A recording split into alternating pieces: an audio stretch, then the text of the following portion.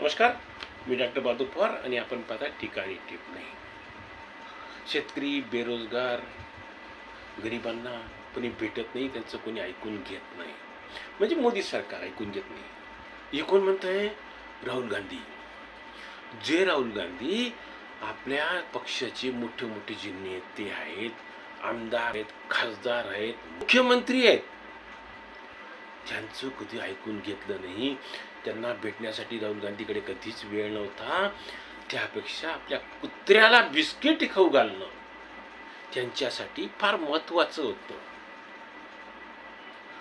आणि ह्याच वागणुकीमुळे अनेक नेते गांधी परिवार आणि काँग्रेसपासून दूर गेलेत.